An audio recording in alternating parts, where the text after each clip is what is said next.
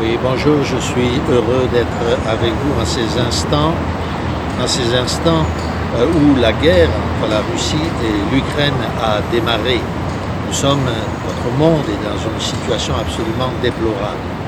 Ce matin, nous avons même entendu à la télévision que des gens à Paris se sont lancés à la chasse aux sorcières et ont attaqué tout ce qui correspond à la Russie. Ils sont auprès de l'ambassade, ils détruisent les bibliothèques russes. Tout ce qui appartient à la Russie, en fait, actuellement est l'objet d'une chasse aux sorcières. De l'autre côté, bien entendu, on peut imaginer qu'en Russie, c'est peut-être la même chose face aux Ukrainiens.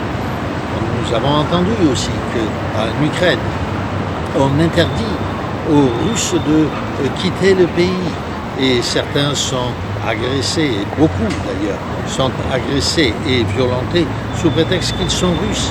Eux qui ont vécu dans l'Ukraine pendant longtemps, qui peut-être avaient des voisins qui étaient leurs amis, avec qui ils s'entendaient, voilà qu'à cause de la guerre, les choses ont changé. Car de toute manière, comme le dit Saint Jean dans la première lettre qu'il écrivit, ils ne nous écouteraient pas parce qu'ils sont du monde.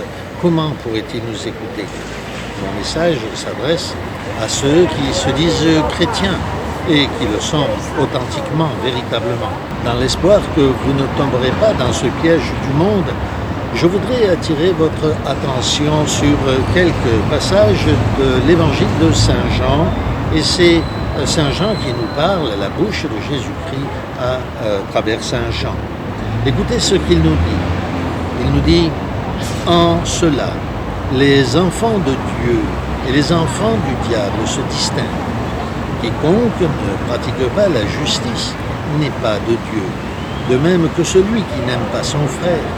Car ce qui vous a été annoncé, ce que vous avez entendu dès le commencement, c'est que nous nous aimions les uns les autres. » Et le passage continue en disant « Non pas comme Caïn, qui était du mauvais et qui égorgea son frère. » Oui, en effet, Jésus a donné sa vie pour nous. Le Père nous a donné son Fils pour que nous ayons la vie éternelle. Il a accepté de mourir sur la croix, étant battu, chahuté, fouetté, outragé, pour nous montrer la voie de l'acceptation. Nous qui sommes chrétiens, nous nous rappelons que ces gens de ces pays différents sont nos frères, qu'ils soient russes, qu'ils soient ukrainiens, dans d'autres pays, qu'ils soient juifs, ou qu'ils soient arabes, palestiniens. Ceux qui sont chrétiens et qui le sont authentiquement sont nos frères. Ils se trouvent dans nos églises. Nous les aimons, nous étudions la parole de Dieu avec eux. Nous les embrassons d'un baiser d'amour. Nous les saluons de poignées d'amour. Franchement, ils étaient nos frères jusqu'à présent. Est-ce que du jour au lendemain, sous prétexte que les gens des nations ont lancé une opération de guerre, est-ce que tout d'un coup, ces frères qui étaient les nôtres et que nous aimions tant sont devenus nos ennemis? Qu'il n'en soit jamais ainsi. Je vous en conjure, mes frères. Jésus a donné sa vie pour que nous ayons la vie éternelle. Comment pourrions-nous accepter de massacrer certains de nos frères? Oui, respectons la parole de Dieu, aimons nos frères.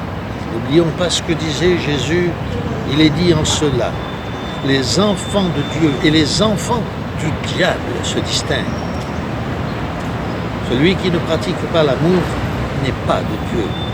Je vous encourage à ne prendre position ni pour un parti, ni pour un autre, ni pour une nation, ni pour une autre. Nous n'appartenons pas à ce monde. Notre cité n'est pas d'ici. Comme le dit si bien Hébreux au chapitre 11, notre cité est céleste. Nous n'avons pas de cité ici-bas. Comme Abraham, Isaac et Jacob n'avaient pas de cité ici-bas. Notre cité est dans les cieux. C'est là que se trouvent nos frères, ensemble.